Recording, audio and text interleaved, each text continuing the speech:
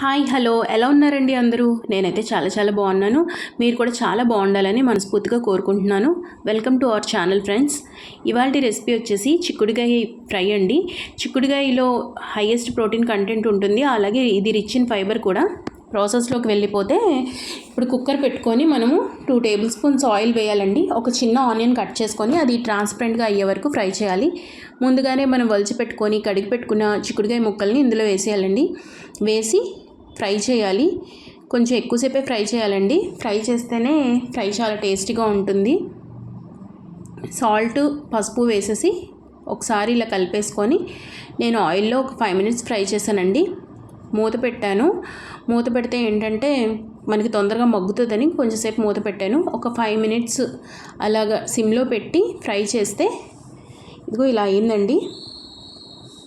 ఇప్పుడు ఆయిల్ మొత్తం, వాటర్ మొత్తం ఎగిరిపోయి ఆయిల్ మాత్రమే ఉంది. ఇప్పుడు సగం కుక్ అయిపోయిందండి ఆల్రెడీ చిక్కుడుగాయ. ఇప్పుడు ఒక టీ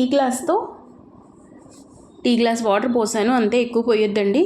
టీ గ్లాస్ వాటర్ పోసాను. పోసి కుక్కర్ పెట్టేశాను. కుక్కర్ 4 విజిల్స్ రానివ్వండి. 4 విజిల్స్ వచ్చేటప్పటికి ఇంక కంప్లీట్ కుక్ అయిపోతుంది. ఇప్పుడు స్టీమ్ పోయింది. కుక్కర్ మూత తీస్తున్నాను. చూడండి, ఇంకా కొంచెం వాటర్ ఉన్నాయి ఇందులో. నేను అందుకని మళ్ళీ స్టవ్ వెలిగించాను. ఆ వాటర్ మొత్తం కూడా దగ్గరగా అయిపోతే చిక్కుడుగాయ ఫ్రై బాగుంటుందండి.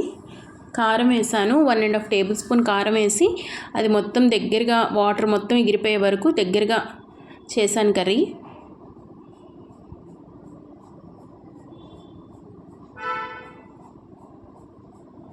చూడండి, ఇప్పుడు మనకి ఒక 5 మినిట్స్కి వాటర్ మొత్తం ఎవాపరేట్ అయిపోయి ఆయిల్ మాత్రమే కనిపిస్తుంది.